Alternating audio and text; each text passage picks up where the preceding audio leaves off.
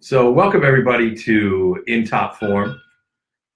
It was a herky-jerky start to it. It was. Herky-jerky. Today we're going to be talking about momentum. We posted a video while you were no doubt anxiously waiting for us, telling you what we were going to do, but we'll just review it quickly. And Sam, since apparently they missed that, why don't you tell us a little bit about why you have a particularly strong scientific viewpoint on today's? Because I was a professionally trained engineer, have some background in physics and mathematics. / childhood scientist. Yes, and I was allowed outside. You were allowed outside, right? Yeah. That's what we were talking about before people were here. Is that unlike most stories that begin, I was a child scientist / engineer, did not end well on the social piece, but you were fine. Yeah. And speaking of socially extremely successful people with thick, lush Jesus hair, we are blessed today. I think blessed and Jesus, I would say blessed. Yeah, to have our co-host with us. Yeah, Pat Flynn. Happy to be here, everyone. They could hear us. As always. Excellent. You have this on Bluetooth. Oh, excellent. There we go. We're good. So this isn't the first time people have heard about Sam's youth. Well, that's good. Yeah. They have heard a lot of stories about me and dogs. That's true. Yeah. That's so Leslie, we are live and people can hear us. Everything is good. Yeah, they could hear us before. I was just on Bluetooth. Oh, okay. Yeah. So we got liking and loving. Thank you for all the likes, everyone. And for your patience. Talk about. Yeah. We'll see if we can keep the momentum up with the likes. Well, we're just on Indian Standard Time. Yeah. That's right. Well, we have had the very experience that we're talking about here, which is it's much easier to get going from 35 miles an hour to 75 miles an hour than it is to start from 0 and get to 35. Absolutely. And we built some momentum, and then it came crashing down when the software wouldn't work. So we will be changing platforms. And then we built some momentum again, and then had to start again. That's right. So we're going to talk about 3 questions today. This is kind of the framework for today's. How do you get it? If you're just starting out or you're doing something new in life rather than in business, and you've got to build momentum, how do you do that? Yeah. And then the next thing is, well, if you have some momentum and you lose it, are there any additional techniques that you use, because you're not starting from scratch? Sure. And then finally, what if you're like Pat and Sam and you're going 100 miles an hour and you want to go faster, you want to scale more, you want to get more momentum going, but you're a little bit concerned. So I don't know, Leslie, if they heard the story of Rob's crash, but I'm not going to repeat that again. They heard it. Did they? Yeah. Yeah. So there's things like that can interfere with your momentum. Even though you say, one part of you says, I want more momentum. I want all the things that come from that. Right. Other parts of you may say, you just need to have the proverbial smelling salts about. Yeah, that's right. You need the ammonia or poppers. Yeah. Or not proverbial, just actual The smelling actual, salts. yeah. This is a legitimate way to break the fear. They do it in parkour. It's called breaking the jump, but really it's breaking the fear of the jump, and smelling salts are a legitimate method for doing so. Just the word parkour conjures up all manner of concerns for me. Well, we don't. I've slammed into a lot of cement in my time. That explains a lot, though. Yeah. In terms of your sparring ability. Yes, which, well, that's the technique I use. Yeah. Is let the concrete beat on you for a while. Yeah. Until it weakens. Sam refers to the fact that we trained under the same grandmaster, who I respectfully will say, often said to me after fighting, he's so slow, so pain to watch, and many punchy you take. Strong mind, slow. Very slow. So I was training with a friend of mine last weekend, and he told me a story very similar where he was locked in a car. Oh, well, yeah, exactly. So it's not a unique. Apparently, they all do it. Really interesting. Yeah. They must well, now we have to worship and bow to you wherever we go too. That's right. Because that's really good. You're at the you're at the very high level. But so all these 6, you'll be able to tell us soon. Probably not, because you have to do a handshake and keep the secret. But there's probably a meeting where they're like, "What should we do to these guys now?" I think there is, and I'll bet you they don't know about the anti-hazing. Either September or October is just so you guys know. It might be October, because October is actually bully awareness. Bully awareness and no hazing. Yeah. So, which is a shame, because we have our event coming up And there'll be some newbies there. Yeah, and your event is pretty much a fraternity, from what I understand. It's a fraternity and sorority combined, but with really angry sorority members. So yeah, we experienced that too. They'll take you. Yeah. So it's got to be careful.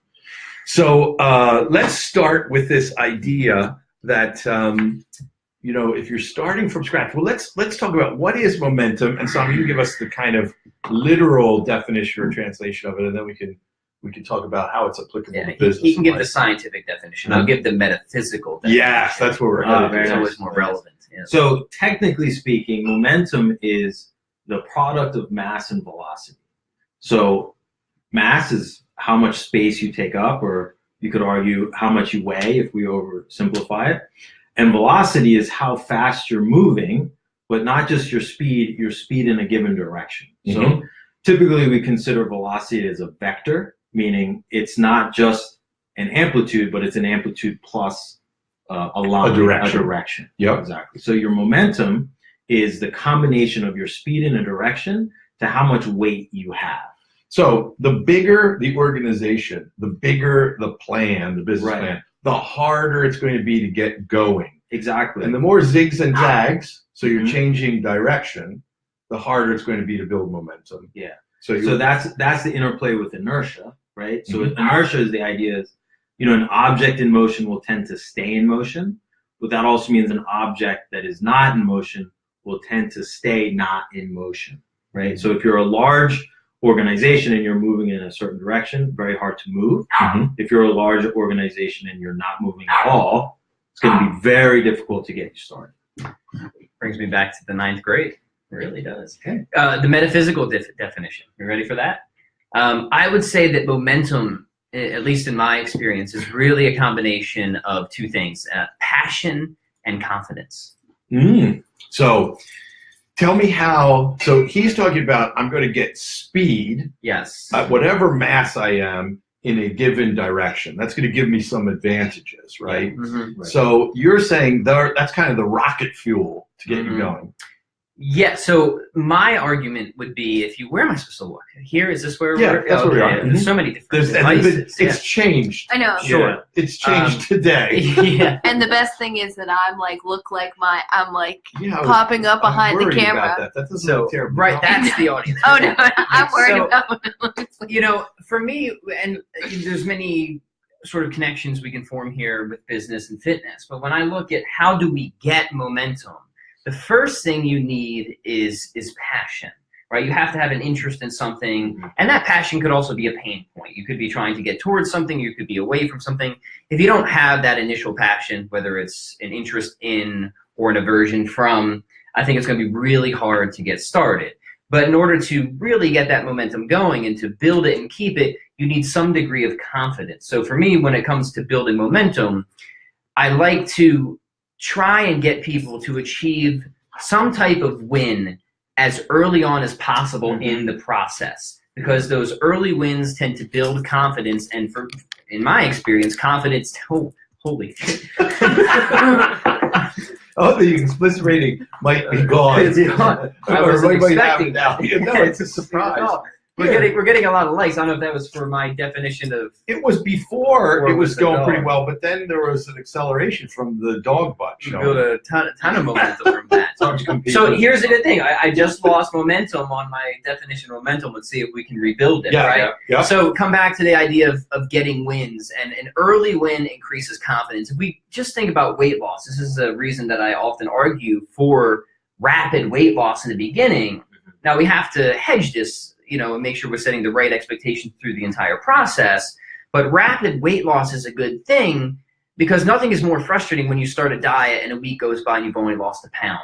That's when you quit. The frustration, the lack of confidence. But when you see early results, even if it's mostly water weight, right? If you see I've been working hard, I've lost 5 pounds this first week, that excites me.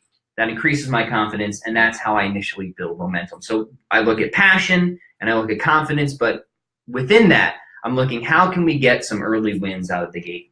So I think a fair question to ask is, why do I want momentum? What does it mean to me as a business owner? So maybe we should each share that. And then I want to go back to this idea, because the idea of a fairly simple test, if you're just starting out, so that you're not dragging a great weight of expense or whatever behind you, it can give you these kind of early wins. So, Sam, what does it mean to you to have momentum? Why do you want it?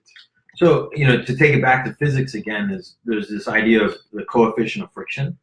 So the coefficient. Who doesn't know that? Yeah. That's my next point. But the idea is like static friction is greater than kinetic friction. So if you're not moving, it's hard to get moving.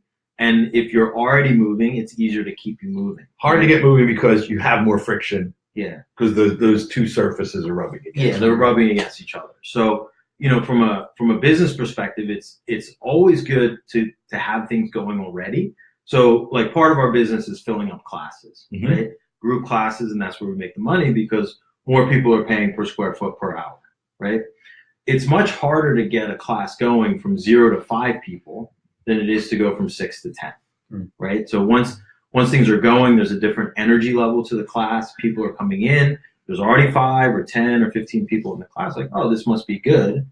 That kind of like assumed social credibility is already there. And it gets to Pat's idea of energy on both sides of that equation. Like the people attending are more likely to have a good time because they're social proof, and you're just more likely to have somebody in there who will make a referral of other people to come in.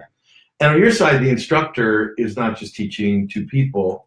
They've got this big, robust class. So there's kind of a virtuous upward cycle of energy. And if you're in control of your costs, and you have momentum, now every step you take is even more profitable, and you can reinvest that or put it in your pocket or do more marketing. So that like creates a snowball effect where, once you're moving, let's say you've passed that break even point, then every additional dollar means even more to you than just trying to breathe or get your head above water.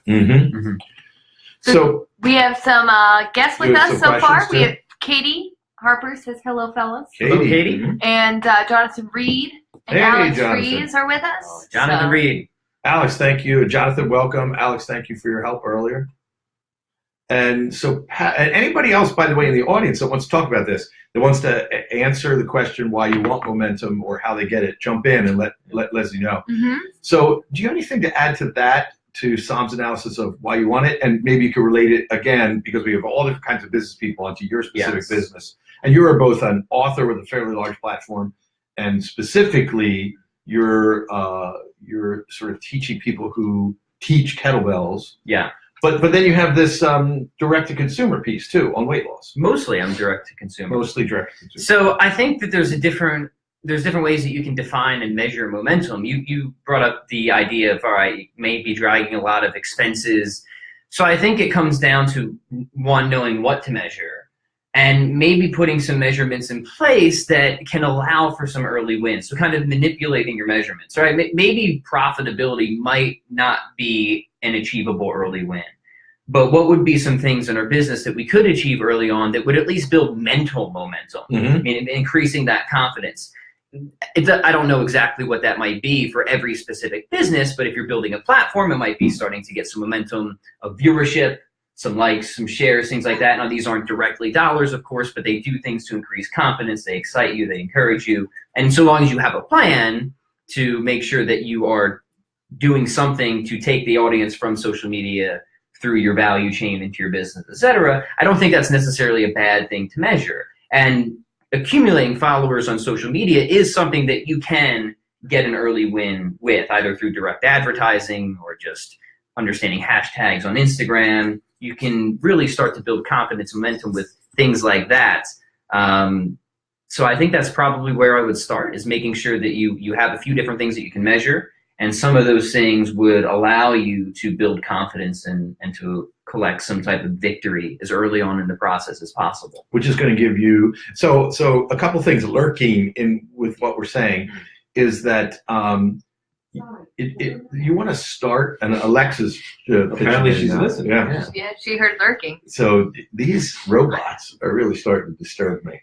But a couple things lurking in there is this idea that you want that early win because it's going to give you a better mindset. Right. But you may still have to pivot And so resilience, I mean, I think when you have some momentum, when you feel like, okay, that didn't work, but I was working and I've got like, okay, so and that's why I want to test something that's relatively inexpensive. Have we correctly understood from our audience or our marketing sample what it is they really want or what they need and what problem we're solving for them? And does this fulfill that in their minds?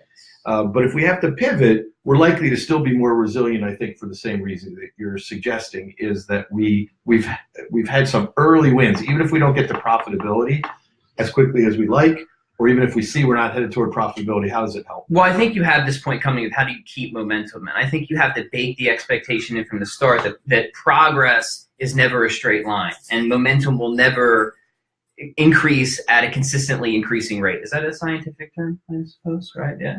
That's a term for that. Well, I mean, if your momentum increased at an increasing rate, you would have a perpetual motion machine, which would be cool. Yeah, so your business is not going to be a perpetual motion machine, is what I'm trying to say. And the concept that I sort of used that I learned initially in the weight room, well, I probably learned this before with music, is that anything that you pursue in life tends to follow a progress wave. You think of the chart of the economy, right? You have these times when you're kind of booming, and then you have these times when you're sort of plateauing, and then you have these times where you have recessions of sorts. Now, hopefully we avoid depressions like bankruptcy or things like that, but we have to bake the expectation in that momentum will have peaks and valleys. No matter, I mean, I've never been able to avoid that. Well, I think what happens is we get going, and then if we really genuinely build momentum, we get some early wins, we start to build in the lessons that we're learning from our successes as well as our failures. What happens is we start to build speed and we outstrip our ability to deliver. Like, for example, we need a new software platform here, right? Because this one has failed us now, multiple times. Okay, well, so we need that. So this will kill a little bit of momentum because Leslie will have to work on a new system, but hopefully it's one that's less prone to the problems that came up with this update, right? It's supposed to be. And there's another deeper point in there, and that's typically after every recession comes a new period of growth. Comes more momentum. If we're introspective, and we go like, okay, what caused that? Right. And Ray, I wanted to mention Ray Dalio's book, which, have I mentioned that to you? You mentioned Principles, books, and we talked about it, yeah. Yep. And so one of the things, there are two really important things there. One is the idea of an idea meritocracy. Like not just saying I'm right, but saying how do I know that I'm right, and how do I create a culture and a system so that the best ideas are going to win out. He seems suspicious. He doesn't want me to pick him up, so I'm he's like, kind of like a mascot of the show. So we really likes his butt wander around. Shot. Yeah. Well, who doesn't like dog butt in a shot? I don't know if that he's getting his pocket. So the principles, but the idea of meritocracy. Yeah. So, one of the things he said is, I learned so much more from the errors that I made. Like success just means we keep going. Right. And that sounds like what we're talking about here, momentum. But there are times we're going to have to take our foot off of the accelerator because we've reached the limits of how we produce the product and deliver the product and market the product and how we respond to people. And if we just kept our foot on the accelerator, we would start disappointing people because we've reached the limits of that system. We now have to. And I used to have this problem. I would put a new software system in place or a new email system in place or a new way of doing videos or something like that. And I just wasn't thinking far enough ahead, which is, wait, if I doubled this again, this thing would be obsolete. Right. So now I'll spend more building a system or selecting a piece of software or whatever that I probably need to, because that is more scalable. Yeah. But even when you think you've got the one, at a certain point, it's just not enough. Yeah. So this is going to the idea that momentum is great, and it means that we get more margin from some of the other things we talked about in shows. But there are going to be times we have to let up off the accelerator. So that gets us to the second question is, what if we have had to do that, or we've, for some other reason, like lost momentum in our business? We've lost our way. We need to pivot. We guessed wrong about what people want or how we're going to solve the problem or what the thing is that they're afraid of. And so we have to do something that's different. That's going to be a zig or a zag that's going to slow the momentum down. So what techniques have you guys used when you've had to pause and you want to get that momentum back with a new way of doing things? Mm-hmm. I think the first one that I learned on fairly early as a writer is the idea of being able to quit bad ideas very quickly. And there's a phrase for that, also being willing to kill your babies or things that you might be very emotionally attached to that just are not viable for whatever reason. And I think this is a trap that really kills momentum for a lot of people. Is you have this initial idea. It could be a business idea. It could be a paragraph. It could be a riff for a song that you're writing, but it just doesn't fit. And it could be great by itself, but it doesn't fit with the whole plan that you're going for. And the idea that it's your baby and that it's good, even standing on its own, makes it sometimes hard to leave that thing behind or to take it out of a bigger picture. So, and the earlier you can kind of make that decision, the easier it will be, and it's harder to cut your losses when you're deeper in. Yeah. And especially when something actually has been working. So you're at the genesis of a new idea and you realize, okay, this isn't going to work, then you can throw it away. But if you have something that has been working for a period of time, a year, 10 years, decades, and because of the environment, because of externalities, you're losing momentum, right? The situation has changed, but you have all this, for lack of a better word, baggage, but this works. So now how do you separate yourself from that?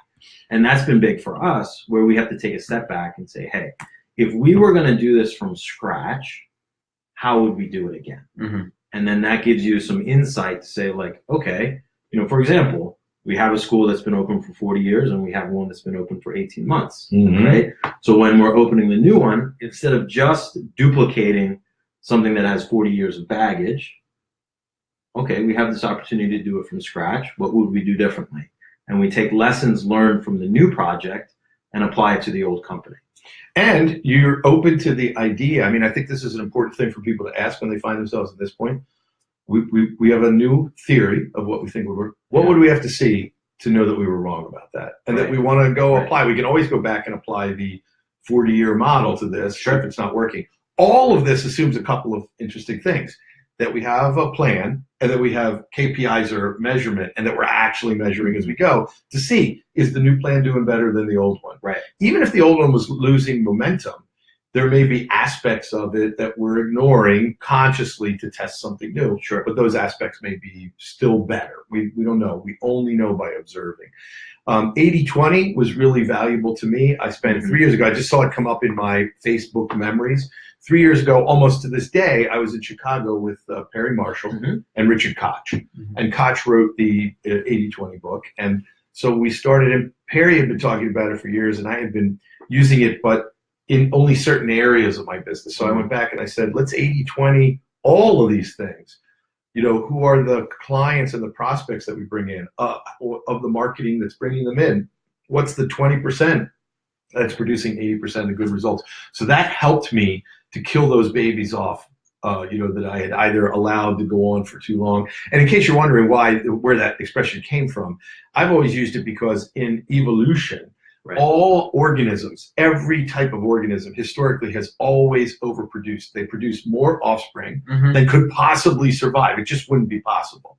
So why do they do that? Because the environment is always changing, and some of the babies are going to be better suited to survive in the new and changing environment than the others. Yeah, it's really interesting because this is something that I've done with my business multiple times, is tried to reestablish the 80-20. And often what I will find is by doing that, it just helps me to regain my original focus, which is, again, it's a lesson I have to learn again and again. But the things that really got me momentum in the beginning, sometimes you start to produce too many offspring. You start to lose that original focus, and you take an 80-20 analysis and realize, oh, it was that original thing that got me momentum in the beginning, and then just killing off all your other offspring to realign and to find that point of focus that was really resonating originally. I think that's something that a lot of people kind of stumble into, is that, we all have ADD to an extent in our business and our lives, and we might create some initial momentum, but then it's very easy to want to take another path or go down another direction. But in doing so, it might create a baby that has to be eliminated. And I think that's the lesson here, right? Generally is when you start to lose momentum, the answer isn't adding things to try to speed up. The answer is elimination. Yeah, it's that sort of informed simplicity, and I think this is what you're going to. At first, everything's simple because it has to be. We've got to get some momentum going. We need some early wins. So it's pretty simple. Then it gets to be more complex because we find something that works and we find other things that we could do. And so the marketing, and we're testing new ways of marketing, and we're testing new features or benefits that we're showing people, and it gets to be complicated. And then by 80-20 at that point, you realign with the central core of what it is that you're trying to do. And you go back, you go, like, only a couple of these things are really doing that. And that's it. I mean, to give a concrete example, what sort of started me in the kettlebell space, well, in the fitness space was kettlebells, but even more specifically than that was when me and Sam would do a lot of stuff on like really short, time efficient, hard hitting kettlebell workouts. And every time I analyze my business and I put 80-20 back in, it brings me right back to that. This is what people want. And every time that I start to get away from that and I lose that focus, part of the benefit of being an online direct response marketer is I can see those measurements very quickly. Very quickly. I mean, I can test it like that. But it's been unanimous. Anytime that I lose that focus with my audience, I'm punished for it. So, I think when it comes to keeping momentum, I think one of the keys is making sure that you're maintaining focus. That is a very powerful lesson here on momentum. Well, Steve Richardson just joined us, along with Keith Knapp. Yep, Keith Knapp. And hey, Keith. Hey, Jeremiah Danis. Hey, Jeremiah. This is by the way, all-star lineup of very, very smart marketers. Excellent. So we're going to have to up our game now and stop like just around. Right. Actually, that last piece was good. So guys, since you just joined us, we're talking about momentum, what it is, why it matters in business. And we sort of we're working around 3 questions. We've kind of come to the end of 2 of them. The first is we're starting out either our business or we're starting a new line of business or a new product or service. How do we begin to build momentum and why do we want it? Then the next is, look, no business is going to be able to keep the pedal to the metal all the time. Just think about it, even in exercise and training, like if a fighter's training, you can overtrain, you can overspar. Easily. And so there are times when the engine runs so hot that we've got to let off, or we need to pivot, or we need to make a change, and we're going to lose momentum. So we've been talking about how do we get it back? And some of the key things that have surfaced as we're going on is have clarity of your vision, willingness, though, to say to yourself, I might see something, and I should be thinking about it in advance. What would I have to see in order to know I was wrong about this? And I maybe haven't guessed right about either the particular audience or their fear or their need or whatever we were solving.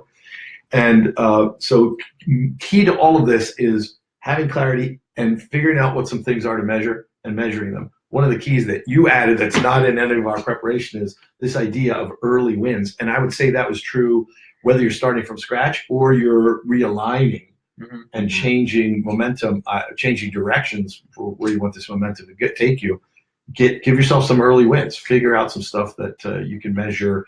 And if you see it going in the direction of profitability, good. And set short-term checkpoints too. If you're running a marathon and the only thing you're thinking about is the finish line, right? That sets up a pretty massive mental struggle. But if you can think about just getting to that next mailbox or those next 25 yards and check those off along the way, there's a few tricks that you can play with yourself to create. We could even call it the illusion of momentum. But if the illusion of momentum is just as effective, then it gives you that mental edge. It gives you that mental edge. But there's a fine line between that, which I agree is very powerful for people, and kidding yourself, which is why, like setting up at the outset, I'm going to measure these things, and what would I have to see right from the start? This is Adam Robinson, who I met through that Tim Ferriss event. And I thought this was a very savvy piece of information. He says at the outset of anything, he says, what would I have to see to know that I'm wrong? And this relates to that Ray Dalio piece, which is, he's saying, I used to just think, okay, I'm right. And then he had a momentous failure in front of the whole country in the early 80s. And then he said, okay, how do I set this system up so that I know why I'm right or I'm wrong? And it was a turning point for him. So now the third question is, what if we're humming along and we want to build some more momentum? Should we What should we be afraid of? What if we are afraid already, to build that additional kind of momentum? Mm-hmm. And I'm just going to take a break here and tell a story. I was at the beach with Robin for like a very short weekend, like a 36-hour weekend, but the weather was spectacular. I went to the beach, and even though it was the end of September, the water was warm, although there was a hurricane off the coast. Yeah. So people were being repeatedly swept out, which was kind of interesting. Nobody perished. There was screaming and waving. And so she said to me, we were walking on the boardwalk, and she said, I saw these guys come down. I actually called Perry Marshall. I was talking to Perry, and he got worked up, so I was talking to him. She said, why are you talking to Perry? These guys came down with kayaks, and they went out, and I saw them for a few minutes, but then I never saw them again. And I said, think about how weird this is. Like, you saw them there, but if you go back a few hours ago, people at the place where they ate breakfast were going to be like, hey, I saw those two guys, and then I never saw them again. Yeah. And if you go back to their house, their wives or spouses or partners will say, hey, I saw this weird, but I never saw them again. It just keeps cascading. Yeah. So I don't know why I felt like that was important. What does that have to do with anything? Steve wants to know if you were getting some with Chris Christie. Yes, Getting I some sun took with Chris Yeah, Christie. Chris Christie was there. He's the only other guy on the beach. Now, I'm not going to say anything more. No. So Pat, like you'll soon learn, willfully or woefully, I don't know. Yeah. That it will come back around. It could come back around in 10 minutes or 5 years. We've planted the seed. So The seed is planted. See That's how right. it sprouts. Exactly. Yes. And they never saw them again. Then they never saw them again. All right, well, we'll see how this manifests. That's a word I try to avoid, but the situation is necessary. So we're on this question of how do you either overcome the fear, and should you overcome the fear to get more momentum? So this is not going, how do we take it from 35 to 70 miles an hour? This is, we're already going 70. Should we take it from 70 to 100? Yeah. And what if we're afraid to? How do you get over it? And this is, I think, this is one of those fears that you really have to experience to believe it even exists. Because a lot of people starting out will be like, oh, why would I ever be afraid of being too successful? Yeah. It exists for multiple reasons. One, the IRS coming after you is one. I kind of made a good amount of money early on, and one of my legit fears was like, am I doing the right accounting? Sure. Right? So this was an example where I really kind of had to pause momentum and make sure that I had certain systems and things in place that I didn't get too far ahead of myself, that it would have caught up to me and really hurt later in life. But it's interesting that you recognized it at that point. There's a lot of people who sort of know intuitively, if I'm doing $100,000 of revenue and I've got $50,000 of expenses, I'm not going to get hurt too bad even if I made an accounting error. Yeah. Mm-hmm.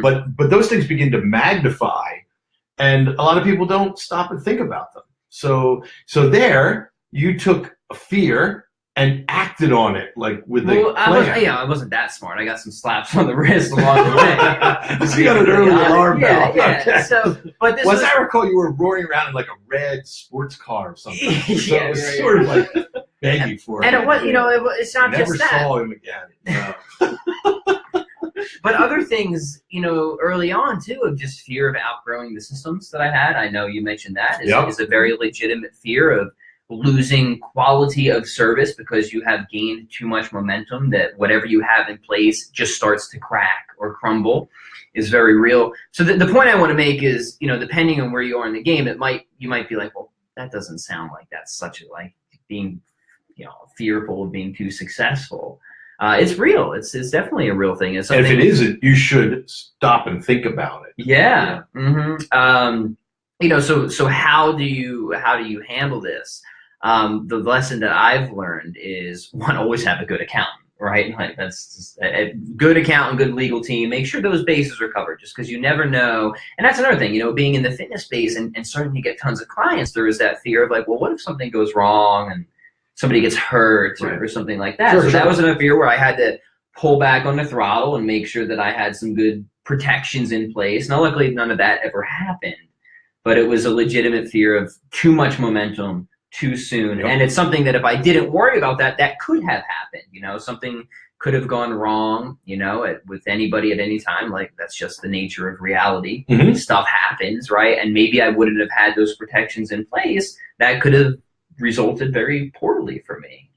So just some basic housekeeping advice I think is very important here, and making sure if you are building a business and you've got that momentum and you're really ready to start cruising, making sure that you have protections in play. And I like it because this impacts you too. You're in a business. I mean, you're teaching martial arts. So people are going to hit one another. I mean, in jiu-jitsu, where I'm one of your white belts rather than one of your instructors, people are throwing one another around. They're doing all kinds of things. And so it's just the nature of the beast that somebody could get hurt there. So you just have to do things to avoid catastrophic failure. It's not that you can't have an injury. You're going to. Right. So you just have to think the system's out. But if you thought too long and hard about it, that could cause incredible fear. So there's this weird tension. You'll never gain the momentum. You just won't get it. Well, it's like years ago when we were first starting out, I vividly remember this, is sitting in a meeting with some of the instructors we had and them pleading with me not to do marketing because they weren't ready for more students. Oh, that's so interesting. Right. So there's that fear manifesting from the team. That's right. So, it is, if you're the tip of the spear, so to speak, well, that's on me. That we've learned from Jocko, right? That, I did not prepare them for what was to come, right? It's like I was ready to hit the ground going at 100 miles an hour. And they were like, whoa, we're not used to this. And fear set in, right? And there's that idea of like comfort zone and the urge for homeostasis is our fear of success is in part because we define ourselves by what we have done and who we are right now. And being more successful challenges that assumption. So we put the brakes on and say like, whoa, what does it mean? Am I not going to be the same person anymore if I reach the next level of success? And that can be a hard question to answer, especially where you're coming from. Yeah, and I think that there's lots of people watching who, people are liking that. I think there's lots of people watching who may not have had to consciously grapple with it yet, but there are all these things that go along with what you're saying, Somnath, is who will I be if I change? Right. Will these friends come along with me? I was just teaching in a group where all of these people have very successful businesses, and they were all saying the same thing, which I translated into, you need some new people. Now, I'm not saying you have to go fire them, but, those people's roles are going to be redefined. Right. And if they don't like it, these people who got you to where you were as part of your team may feel like they have to leave your organization. And that's trauma. If you're building an organization and care about the people that are working with you, that could be very traumatic. This happens in startups all the time, where the person, who created the startup and was the CEO, who grew it to this level, is no longer the right person for a larger organization. And that's okay, right? They're going to have hopefully a profitable exit. You're talking about Uber? What's the matter with me? Uber. Yeah. I call it Uber too. You are Uber. So, and that's okay. And so if that's true for the leadership, it may be true for the team as well. That this team was the right fit for where you were at that time. And as you grow, you either need to set up systems and programs for that team to grow or to bring in new talent that can support your goals and what you're trying to do. And that's hard. So we have fear of growth because I don't want to let go of things and it is what I know. I'm in a safe place. Right. And we're genetically built for probably 2 million years, but maybe certainly 1 million years, to feel like once we've found a safe, defensible place, we should probably stay there as long as we can. And this is a legitimate fear, the idea of I know who I am at this level, I don't know who I will be at this level. Yeah. And we call that secondary gains. Like, what are you gaining by sabotaging yourself and staying where you are? Even if you're not that happy with where you are, whatever your problem is, often if you dig deep enough, you'll find that you are doing things against what you think are your better interests because you're trying to stay in that safe place. And so, there's all of these things that could be working behind the scenes that could cause fear of getting momentum. So how do we each overcome those? And then what are some of the things that you do to take yourself from 70 to 100? So to stick with our analogy, where you're at 0 to 35, it's tough. You got to get that thing going so there's less friction.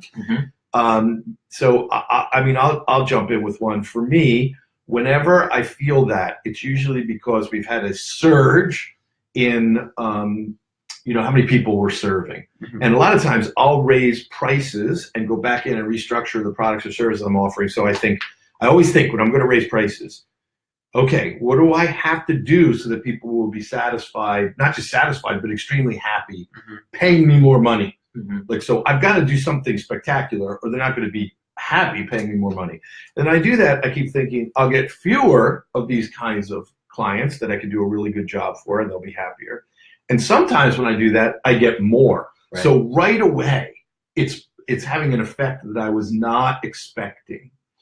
So when I see that, I always look to see, I'm measuring it, I see more people coming in, I know it's going to be busier over the next 6 months. I look to see, do we really have the systems in place? So the first place I look is, do we have the system? Can we do a good job for this? Are we setting the correct expectations? So one of the things that happens now, all my attorneys are busy, and I'm busy too. So we tell people right at the start when they call in, look, we really work hard for lots of people like you, and this is the experience we're going to create, but the thing is you can't have an appointment for 6 weeks.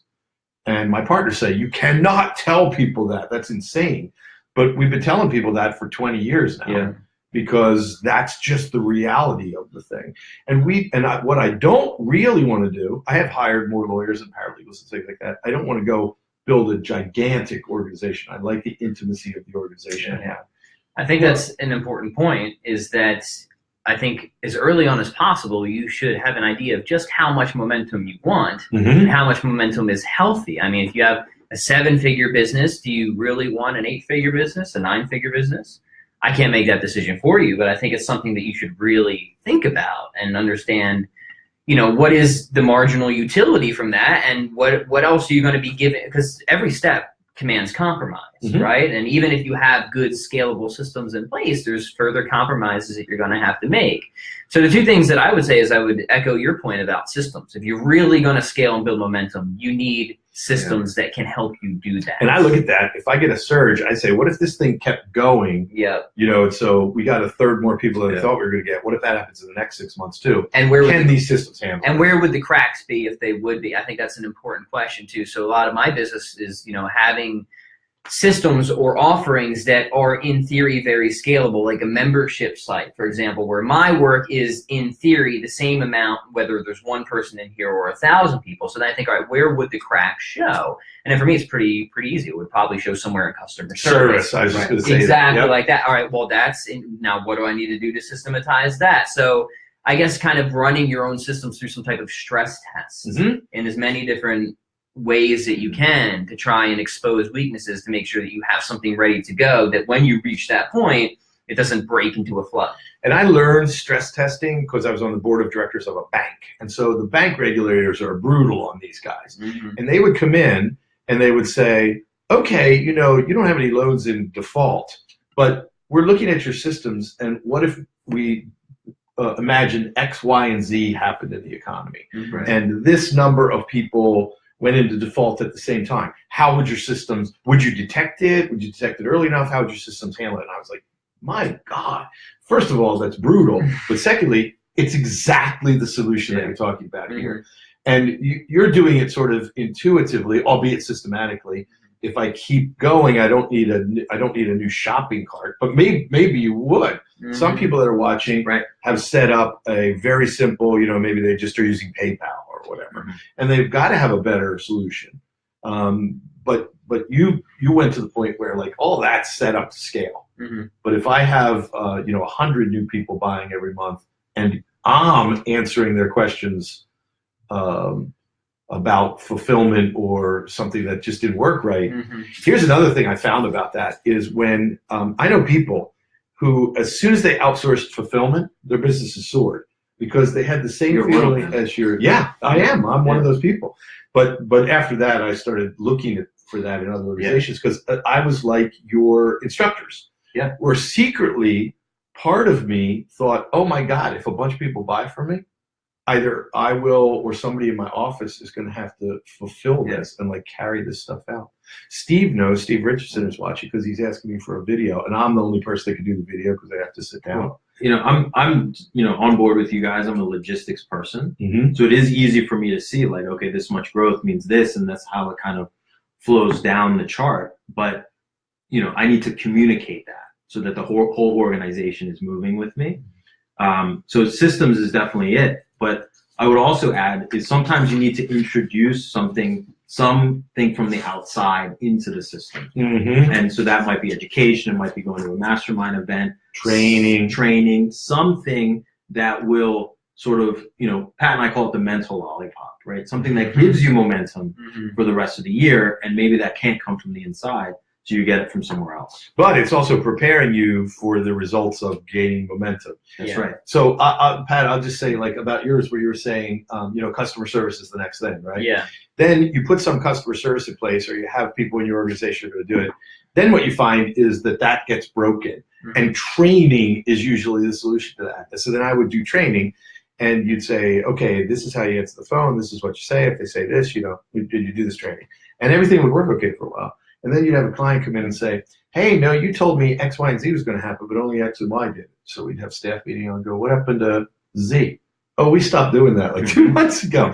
And it was in the training. And so I was complaining about this, not that I'm a complainer. And Peter Wishing, who will be at the event, said, well, it's just how humans are. Just retrain on the same thing. And at one level, I was resistant to that, but he was exactly right. You just have to periodically retrain.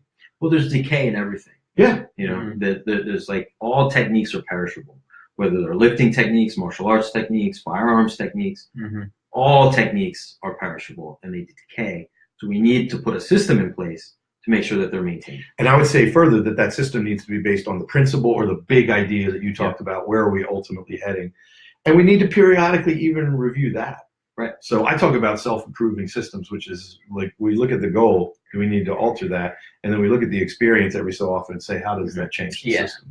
The other thing I would say is be okay with like 20 to 80%. And what I mean by that is assuming that what you do is going to be 100%. You're the best at it, obviously, right? Like nobody's going to do anything better than you, at least so we want to admit. But being okay with, so I don't have any, well, I have one direct employee, but mostly I have a team of freelancers and people that I outsource to.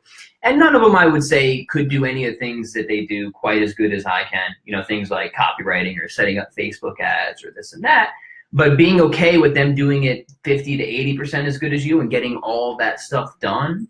Yeah, because you're not going to be able to do all that stuff. Exactly. I would have to do it one at a time, right? So it's worth it. There's higher return with me just accepting 50 to 80% in terms of quality just for sheer quantity.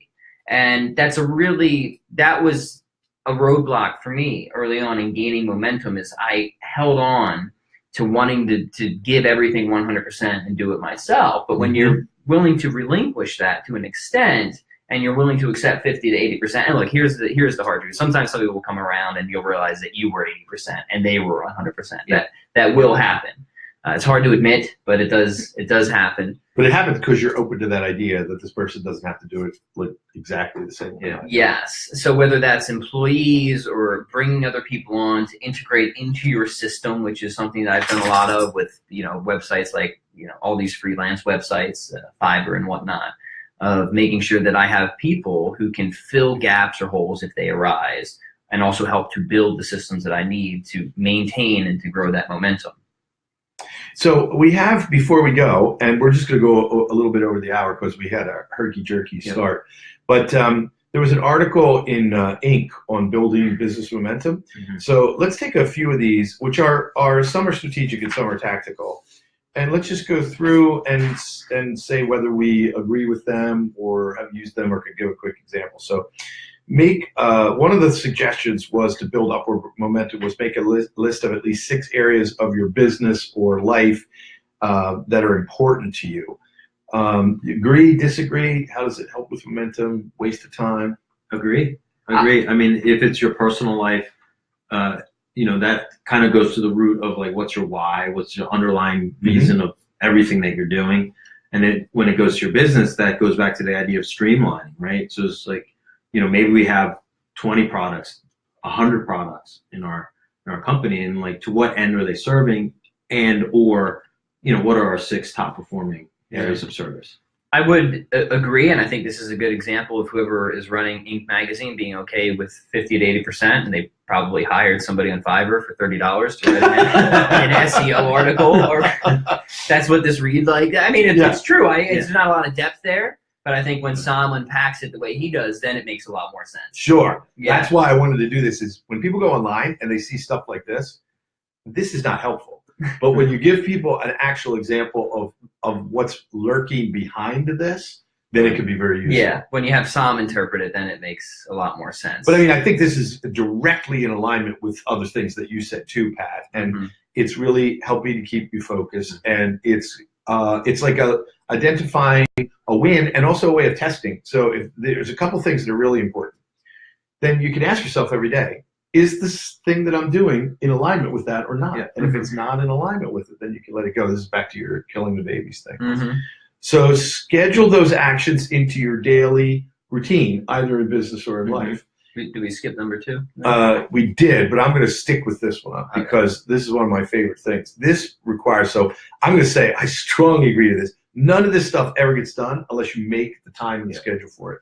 So once I decide on a little step, because I'm going to give myself an early win or something I want, the first little step is usually I'm going to schedule it. Yes. Now my brain is going like, you just took a concrete action toward this thing, which is otherwise never going to happen. Because how many times, like Steve wants the video, that is not in my schedule yet. And so it just never happens. Right. But we'll be out there and Steve can video me doing it. That's perfect. So that'll be awesome. But for me, that's it. So back to your second point, resolve to take at least one action every day to improve those areas of your life that you say are important to you or your business. Yeah, I think these two tie in quite nicely. And, we talked about discipline fatigue on another episode. And I think number 2 is essentially saying if you want to keep momentum, and I agree with this, is it's not all or nothing. It's always something.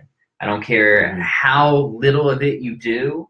Just make sure you do it every day, whether it's, and I think if you set the unrealistic expectation, I'm going to do this for 2 hours a day or 5 hours a day, and then you realize that, oh, well, I'm just tired today or something came up. And if I can't do the full 5 hours, then forget it, right? I think making sure that you maintain that mindset of always something, whatever it is, because if you even just do 15 minutes a day, say you wanted to learn to play the guitar, for example, an hour a day is great, but even if you just do 15 minutes a day, that's going to build the momentum. And I promise you, in a year, even with just 15 minutes of practice a day, you're going to be a decent guitar player. And the good thing about 15 minutes of practice versus an hour is it will make you focus. It's Parkinson's law, in effect. And you're like, and I think this is a good mental exercise.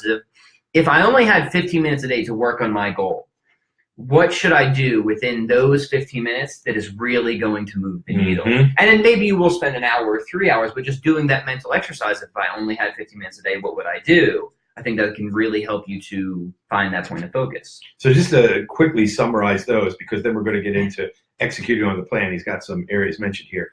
One is to get clarity about what you really want and what's important to you. And I would say do it in both. Do it in business and in life. Yeah. Because if you've got mutually conflicting ones there, you got to get that sorted out. Right. And then resolve to take at least one action or put some little piece of time together where you're going to do it every day. And then finally, of these 3, schedule those actions into the daily routine to make sure they happen. Because if you don't block time for it and don't defend it, something's going to come up to interfere with it.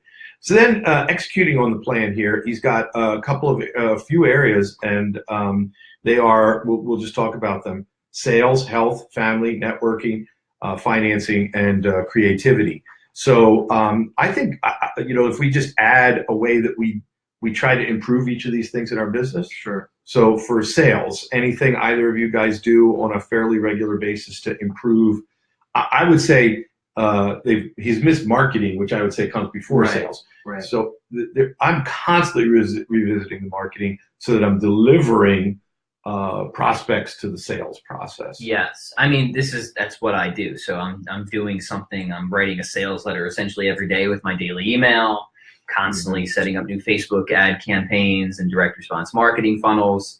So I think it's a little bit more than what this guy is asking for, but I think he's making a good point. And one of the earliest copywriting tips that I ever got was, hey, if you want to be a great copywriter, write one sales letter a day every day for an entire year. And, it doesn't have to be a huge long form. It could just be an email. It could be to a friend. It could be a phone call. It doesn't matter. But if it's important, I think it needs to be done every day.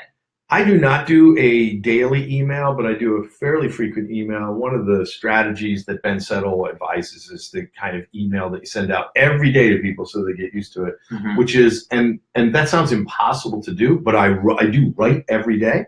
So I'm writing an email every day or a sales letter every day or a piece of content every day. So bringing that discipline to it. But I do one of the things with all these types of content I'm writing that he suggests, which is take something that happened and like write about that as it relates to your audience, your market, and something they feel. So I've written about when I'm at the airport going through TSA and how that is from a kind of customer experience, or how it is a very stark funnel. Yes. I've written about the kayakers, and nobody ever heard from them again. You know, I never saw them again. So it's pretty easy to have a weird experience. There it was. How many minutes later? Ding, ding, ding. It's gonna come. We're gonna wrap it up. That's right. So I like that idea. I do it. Sales, I would say that this is on a less regular basis that I'm revisiting the sales people who I consider in my organization to be sort of at two levels. The attorneys that ultimately find out exactly what somebody wants, but the people who are answering the phone have to find out is a good match. So there I do training periodically, probably on a kind of quarterly basis. And that's where we're at, you know, systematically kind of doing a postmortem of what's going on. So family, making time for family every day, and health. You guys are in a business where you're really focused on that for yourselves, but also your customers. Yeah. But for those of us that aren't in that, it is, like, I would say there is nothing that affects my momentum, my personal momentum, more than sleep and exercise. Yeah. Eating, I guess. You know, like if you're eating poorly, not sleeping the right amount, and not getting, I make it a point to walk 1 to 2 miles every day, no matter what else. Like even if I'm not working out, and I try to do 4 either kettlebell or HIIT workouts like 4 times a week. So it could be 15 minutes or it could be 45 minutes, but I try to do it 4 times a week. If I'm not doing that, I am not operating where I want to be operating. Yeah, it's funny. The things that often are the most powerful for optimization are often the easiest and the first things that we give up when we get stressed. And we eat a donut. And exactly. So the things that really help to build momentum are exactly what you just said: eating healthy, sleeping, and exercising. Yet when we get stressed or we feel overwhelmed, those are the first things we're. And I think stop the that goes hammering. to scheduling, right? So typically people outside of the health and fitness profession will schedule their health or fitness regimen after they're done work. And that doesn't necessarily just mean at the end of the day, but it's like, okay, I've scheduled everything. Where can I fit in my workout? Whereas our recommendation is schedule your workout and then fit everything else around it. Because guess what? There will always be more work to do. Yes. And I went from faltering with that to fairly successful with that when I went to the first thing in the morning workout. And you have to find what's going to be optimal for you. Sure. So family, again, if I feel, and I would add friends to this, we've been doing a better job. We'll have to start inviting Pat now, of getting together like with you guys or people we genuinely like.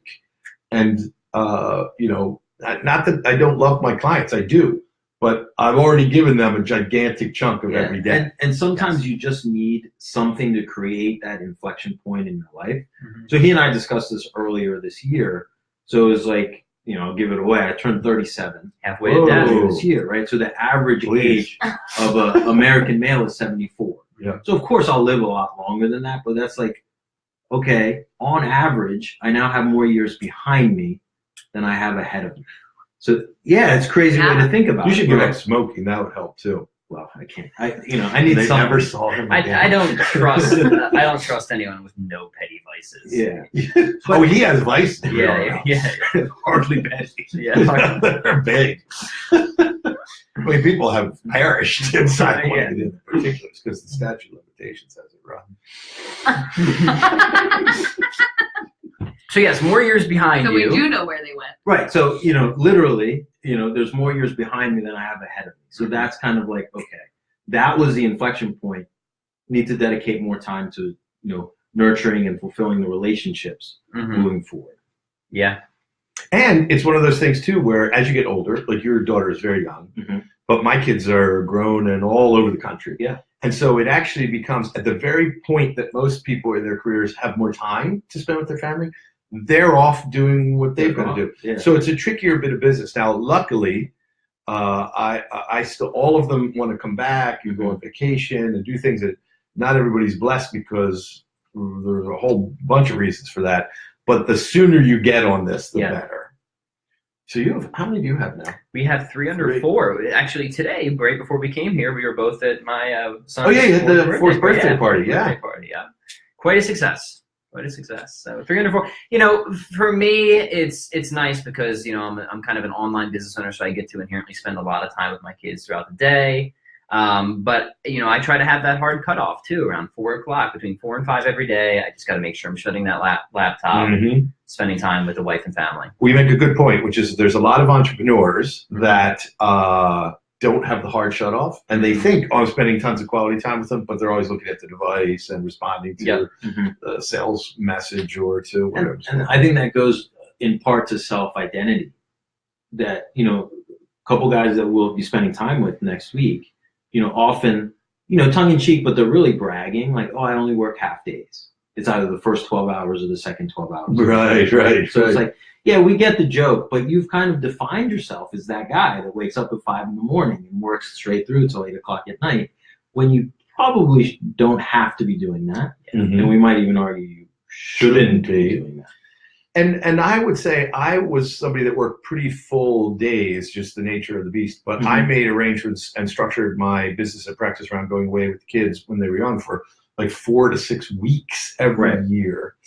And so that's a totally different kind of experience. Well, so, you know, it's different to say, like, when I'm working, I'm going to be at 110%.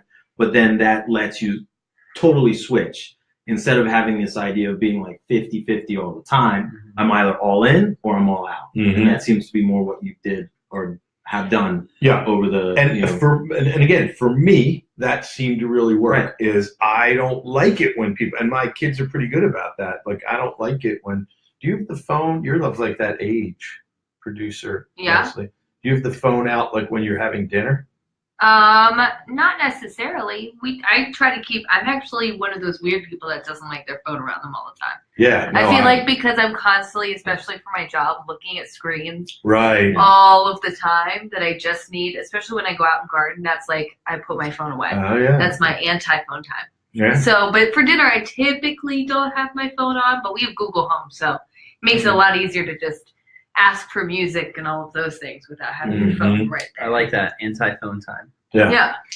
Because it does take away, it distracts, and there is a little bit of a generational thing here, where people that are, well, you guys are a lot younger than me, but I see people sort of 25 and below constantly looking at the phone, even when they're in the same room with one another. So I think that has an effect. Anyway, plenty of people have talked about that. Let's just talk about these last two really quickly, which is financing, which is what you were going to. How do we sort of get more control over the finances and make sure the taxes are taken care of and build momentum there?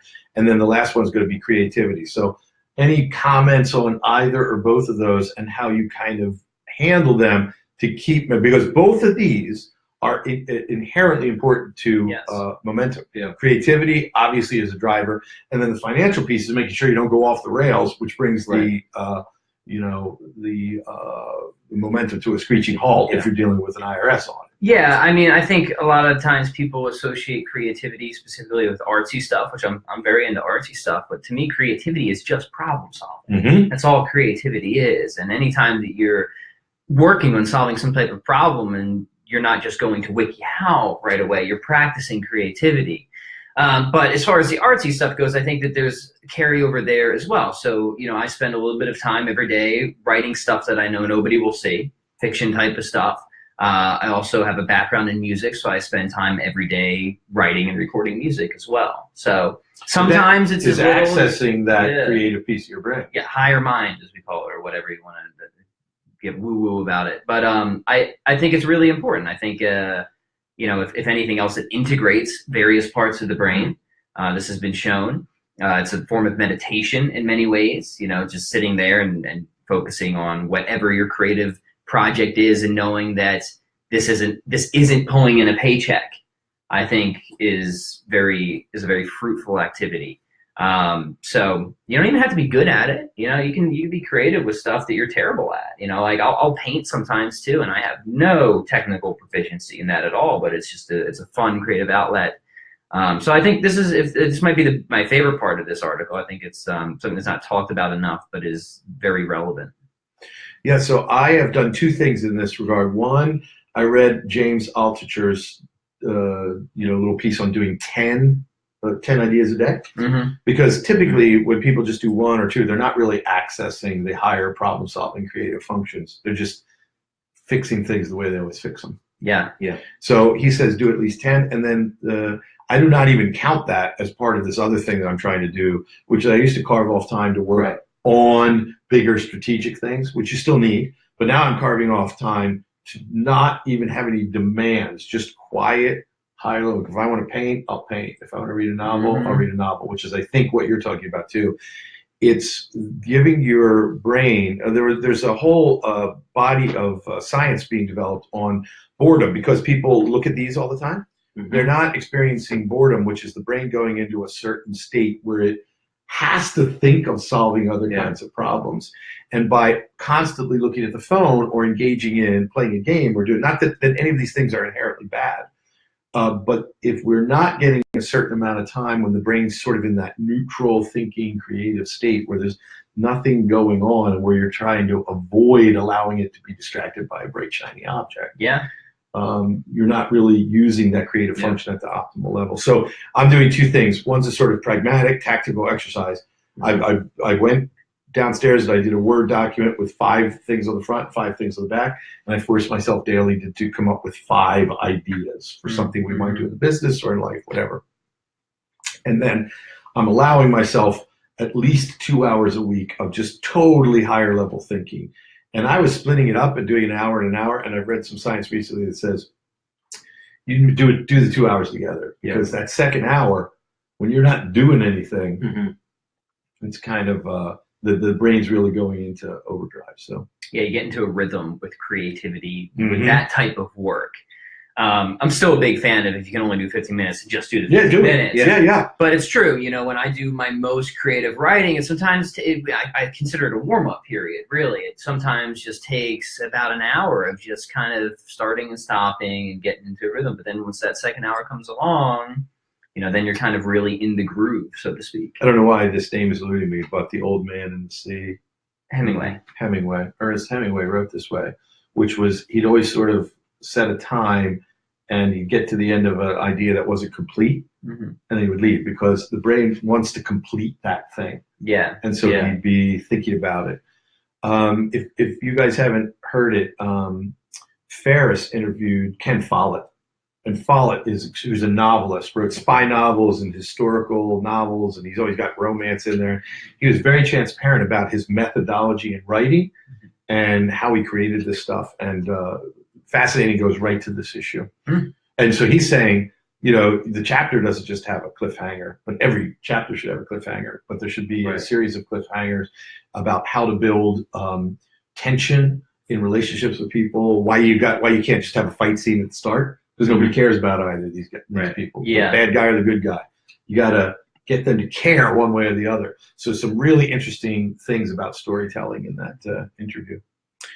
Gentlemen, this was, notwithstanding our rocky start, this was spectacular. Yeah, spectacular. I had a lot of fun. Absolutely. This is great. And thanks for having me on again. Yeah, thank you. And producer Leslie, anytime. You're welcome to be our guest. Producer Leslie is waving to you. And Alex, thanks for helping us on the technical side from Kansas City. Somnath. Are we going to do a special show next week? From Arizona. Yeah. Yes, let's do that. So next week, we're all away. You're teaching. I'm teaching, yes. And we're both teaching at my event in Arizona. Yeah. So we may be on Saturday. We may do some little blurbs from there. Yeah, we should do some live previews of the event while we're there. So everybody join us. We'll be there Thursday, Friday, Saturday, but we'll still be there on Sunday. So we can do something. Yeah. Excellent.